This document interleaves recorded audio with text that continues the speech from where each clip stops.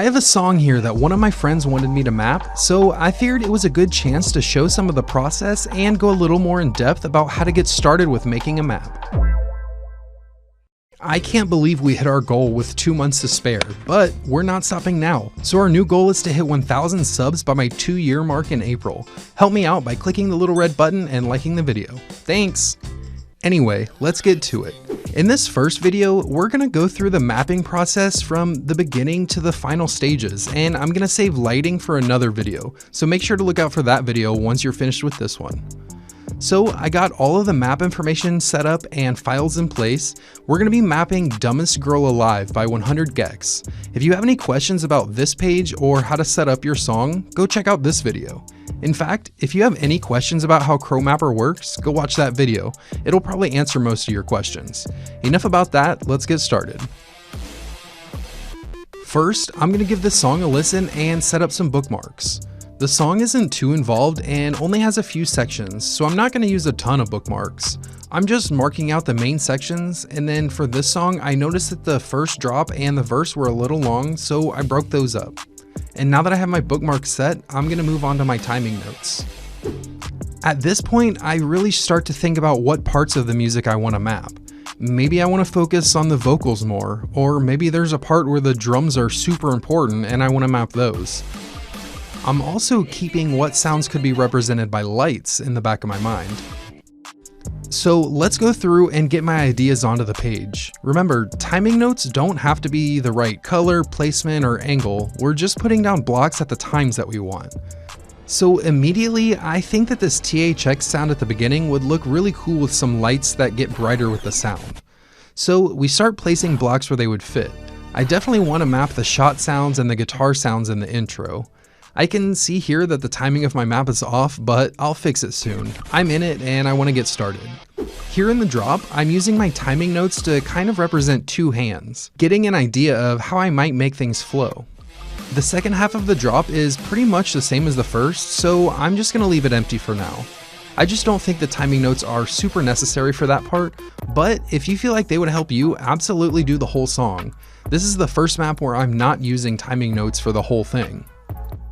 Now onto the verse. I think I want to map the vocals for the first part, but then once the bass starts, it's the most musically and rhythmically interesting part, so I want to make sure to map that. So I'll spend some time getting those just right.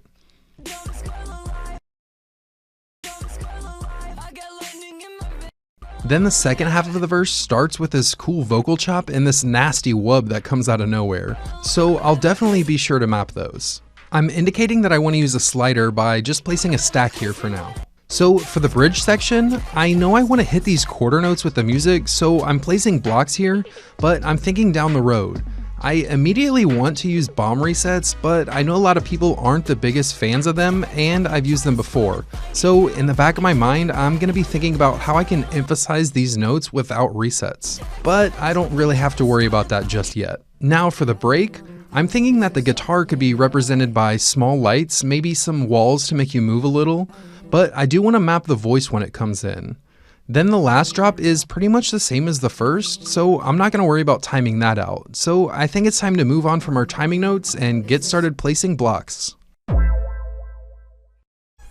Okay, I've got the timing of the map fixed and I'm ready to start.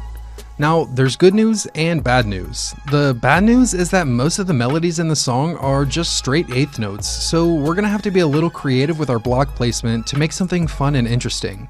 But the good news is that it's a pretty short song, so whatever we decide to do, it probably won't get too repetitive. So I know that my friend wants some arcs in the map, so this will be my first V3 map, so I spent a few minutes learning how to convert the map to V3, which you do by pressing Alt-Shift-. If you do decide to switch to V3 after working on the map for a little while, I suggest making a backup just in case anything happens. Once your map is V3, you can highlight two blocks placed at the same beat and press C to make a chain. You can change the length by shift scrolling and change the amount of blocks in the chain by alt scrolling. If they're at different beats, press V and it will make an arc. Select arcs with the shift click and then alt scroll to change the starting angle, I think, and shift scroll to change the ending angle. Alright, now that we've learned that, let's get going. Immediately, I want to start this spinning sound with a chain, so I'll get that placed and move on.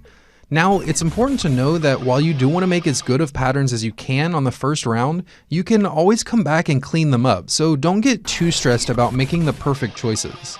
Since this song is a lot of eighth notes, I don't want just a bland up and down pattern with one hand, so I'm still going to make an up and down pattern, but I'm adding some different angles and moving it across the lane, with the intention of maybe placing some walls in to get the player to move a little bit.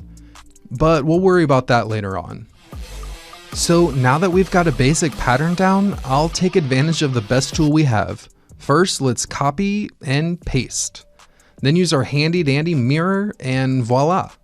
Well, it takes out some of the work, but I still need to go back and double check that everything flows correctly and there are no DDs. I also want to make sure to account for any changes in the music, like here at the end of the intro. This sine wave is a completely new and unique sound in the song. So I'm going to change this part into dot notes to make sure I distinguish that we're playing something different. Make sure to press Ctrl A to deselect everything after copy and pasting. In fact, I would get into the habit of always pressing Ctrl A to make sure you don't accidentally have stuff copying or deleting without you realizing it. Trust me, it sucks when a whole section is gone and you don't know why. Now that we're onto the verse, here's where I want to start using arcs. I'm thinking it would be cool to have the arcs linking the vocal lines together. So first, let's make a little pattern and try it out and see how it looks. Right now, it's definitely looking pretty cool, so let's keep on with that idea. I'm making sure to alternate sides with my arcs because I don't want it to get too boring by just doing the same side over and over. Alright, let's see how this looks.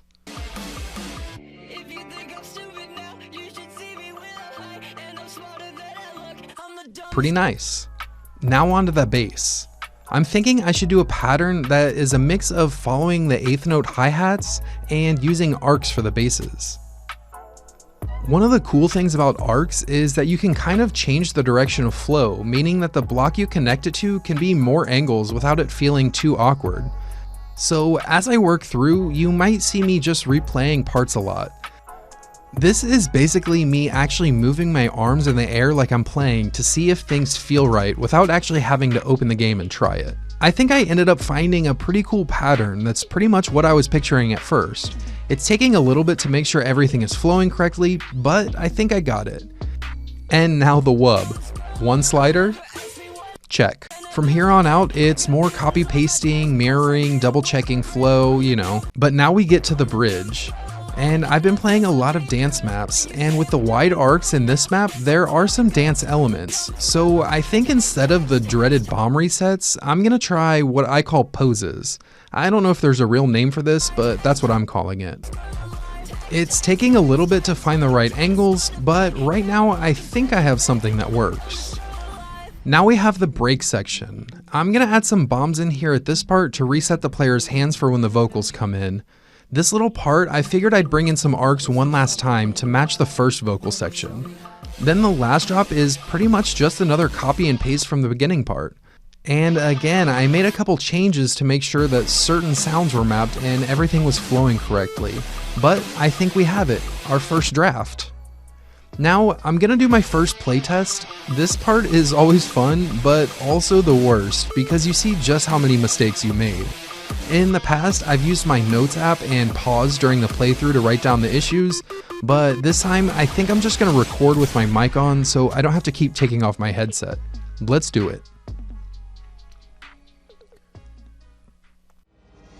Yeah, flashing, spinning lights, going crazy, and then all of a sudden... Alright, there was a parity issue in that very first part. And there.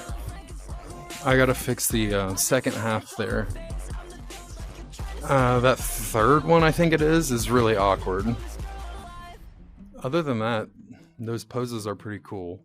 I think it's the third one that's awkward parody. Okay, so the first test wasn't too bad. I figured I'd have a bit to learn about arcs. They definitely add options for some more angles, but not as much as you'd like. There are some parts that I need to go back and fix for sure. First, I'm going to fix some DDs. These can be tricky. Sometimes you have to rearrange a few measures to get everything lining up properly.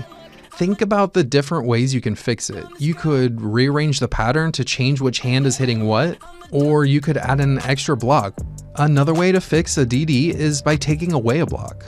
Maybe there's a double hit that doesn't feel weird as a single block. And of course you can always use a handy dandy bomb reset to help.